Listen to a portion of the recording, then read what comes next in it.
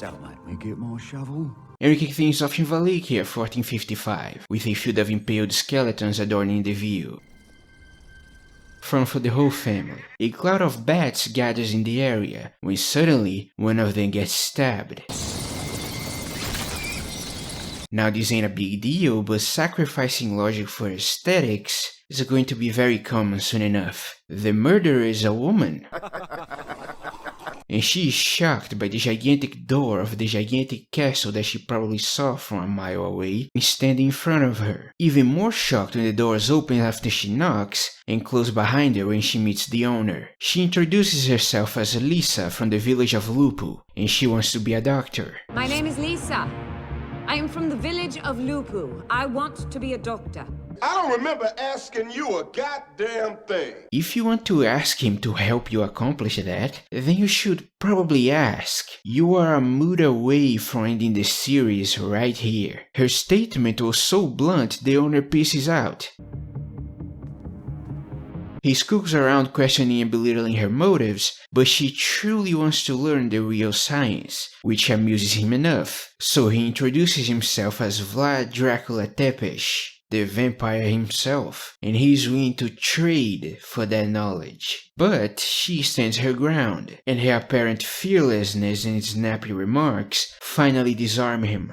You are definitely different to most humans I have met in recent times. He asks where Lupu is located, and instead of answering, she just says he doesn't travel much, as if Lupu Village is some sort of famous city, instead of a village in the back end of nowhere. Where is Lupu Village? You don't travel much. What? That doesn't really connect. If the idea here is to redirect his attention because she fears he might do something to her people, she could have just lied. This is just a direct attempt to jumpstart the conversation that will create the events of the season. A conversation that would only happen when they are well into their relationship, not at the beginning of it. And that leads him into saying he does travel, since the entire castle is a traveling machine, in case you get confused by what's going to happen later in the episode. But what she actually means is that he doesn't travel, and that maybe he should do it like people do, because he might like it. The world is changing. Travel like people do. You might like it. Is this show suggesting that he was always a vampire, and that he always had this castle, and that he always had all the knowledge he has? Because in order to get all of this, he probably had to travel, so why would he even bother?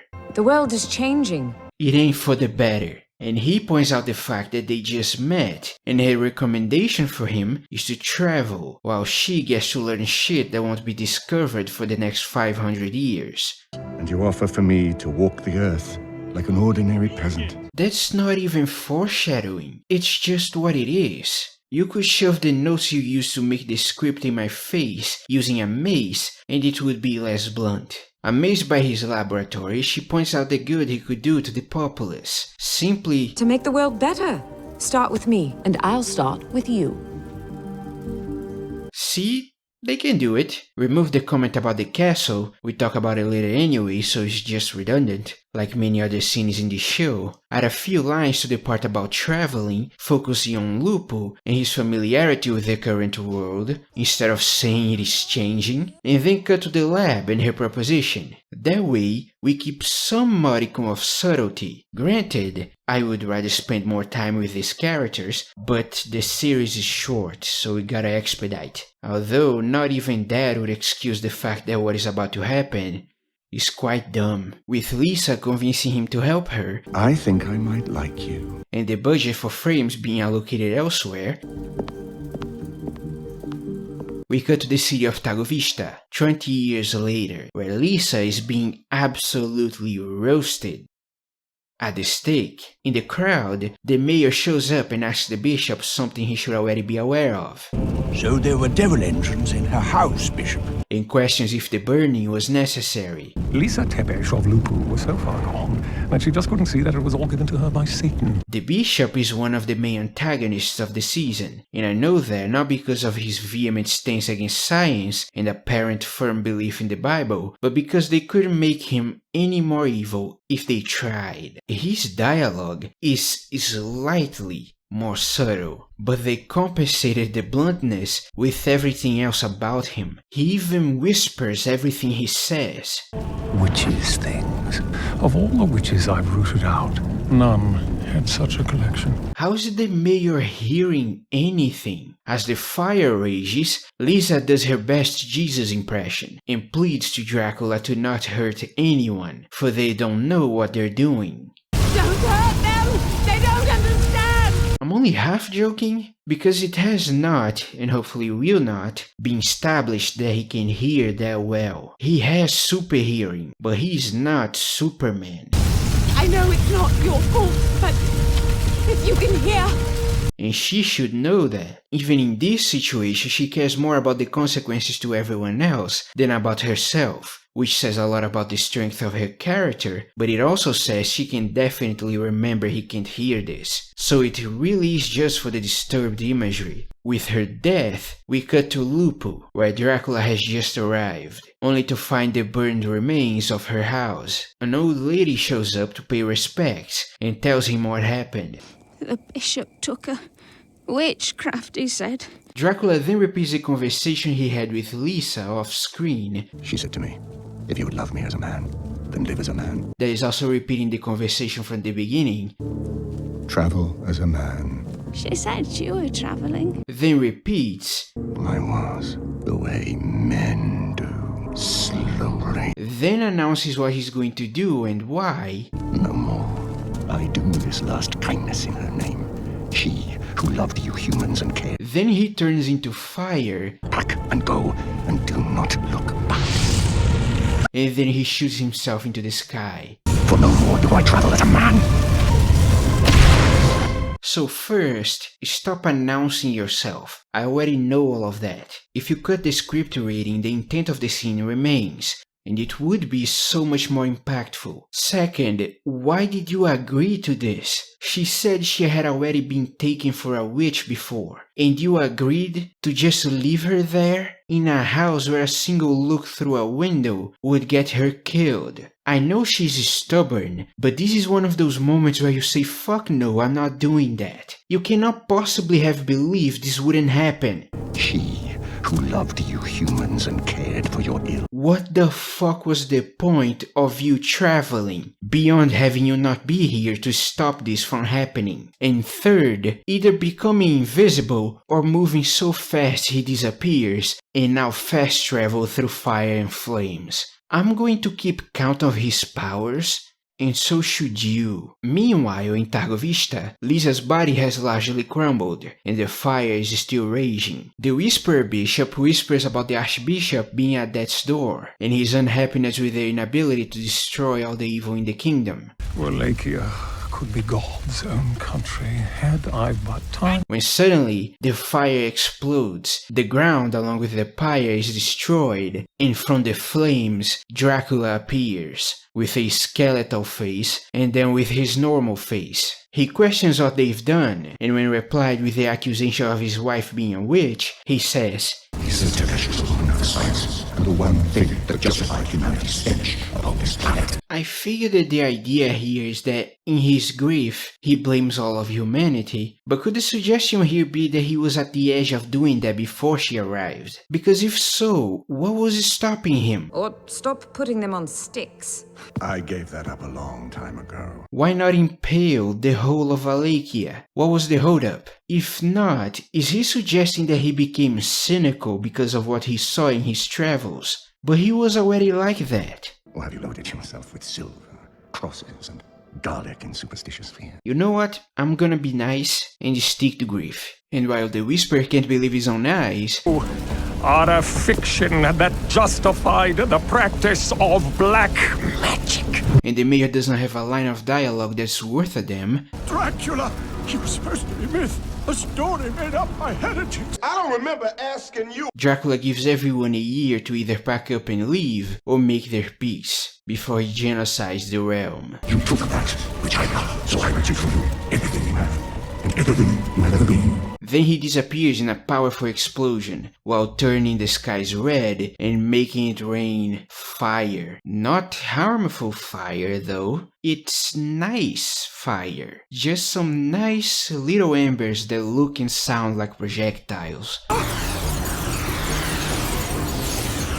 And then we cut to his castle, where he's standing in front of a magical floating mirror that assembles and disassembles itself. And then in a rage, he announces to no one except the viewer that a year is what it would take to get an army from hell itself. It will take me 1 year to summon an army from the guts of hell itself. He says it as he assembles the mirror again in order to do something that we don't get to know, because he gets interrupted. Okay, so, before we continue, announcing the premiere time for the destruction is him trying to be nice. I do this last kindness in her name. Pack and go. Makes enough sense. And the mirror, well, with the construction of the scene, the implication seems to be that he can use it to project himself over long distances. I'm going to assume that it can only be used from here. And it would probably be impossible to recreate it somewhere else. I'm giving this the benefit of the doubt. Alright? Alright. Did he cause the fire and the explosion with the mirror or through the mirror? The first possibility completely defeats the point of the army, because he can just rain fire anywhere he feels like. Why bother if you can just spend a few months gathering some maps, find out where all the settlements in Wallachia are located, and burn them? Do you want to give fodder to the heroes that badly? The second is a gigantic power creep, and the idea that someone is going to come here and defeat him is laughable. No answers are given in this season. In fact, the questions will be reinforced soon enough, but I'm sure this whole thing will be addressed in the future. Anyway, someone says no to Dracula. No.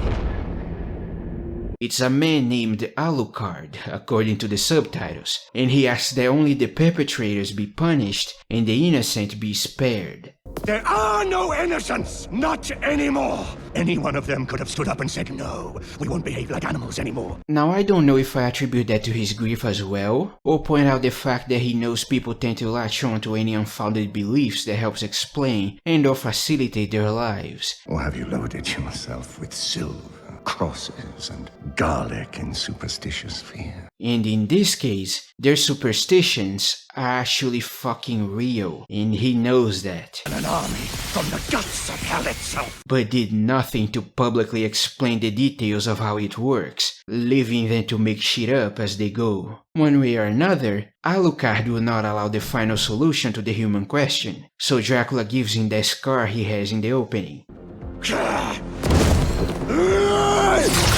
I hope his survival was not supposed to be a twist, because that would be a really awkward way to go about it. And with a streak of blood, we cut to very disturbing imagery.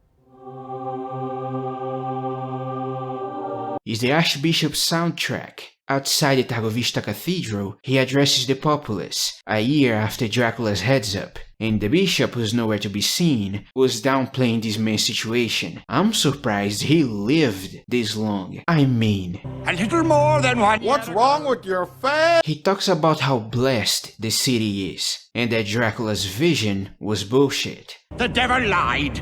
But, of course, as he speaks, Dracula begins the invasion. Of God. With a massive blood rain, followed by demon fetuses. And then he cracks the very ground around the cathedral, causing the building itself to break apart and shatter the glass above the entrance, sending pieces of it flying everywhere, one of which spears the Archbishop.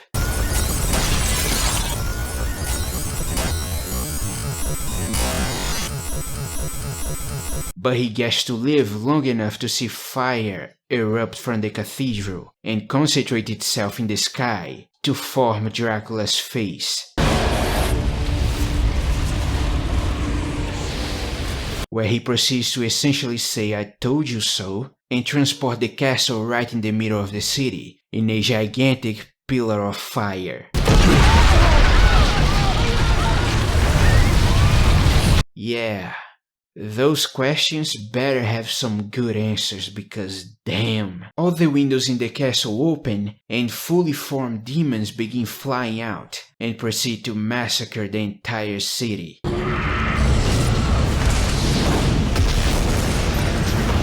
Once everything is dead and the ground runs red, Dracula forms himself in the sky again, using crows this time, and gives orders he should already have given to the demons. He tells them to kill everything they see, Kill everything you see. then repeats, Kill them all.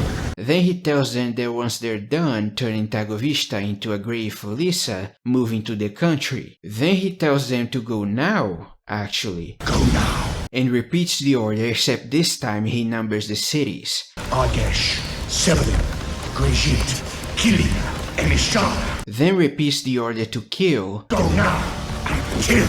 Then again, but announcing his feelings. Kill for my love. Then again, announcing his feelings. Kill for the only true love I ever knew. Then again, and announcing his feelings. Kill for the endless lifetime of hate before me. You know, if it was only him talking like that, I could buy it. But it ain't, and that explains so much of what is about to happen to this show. From there we cut to an inn somewhere, where Goatman and his cousin brother are having quite a funny conversation about goats. What am I supposed to do when I find my goat laying on its side in the field, but within an inch of its life? Sadly, a third guy shows up and tells everyone that the horde was seen nearby. He also says they are closing in on Greshit, and the Goatman replies with satisfaction, because all of the rich people of the old houses are in Greshit, and it all comes down to them. No, it all comes down to the families and the houses, doesn't it? Great houses, agrees it.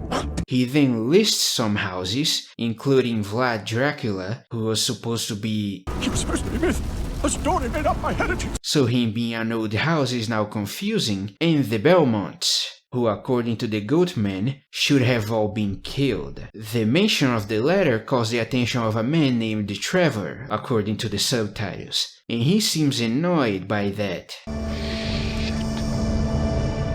Or maybe by the fact that we are ending the episode with extremely forced exposition. You somehow attach the reach of Greshit to this. Kill for the only true love I ever knew. But only lists two. Vlad Dracula, an old family. The capital, all run by the great houses, and they're not even the worst. The Belmonts, The two that are involved in the plot. You're not even trying, are you?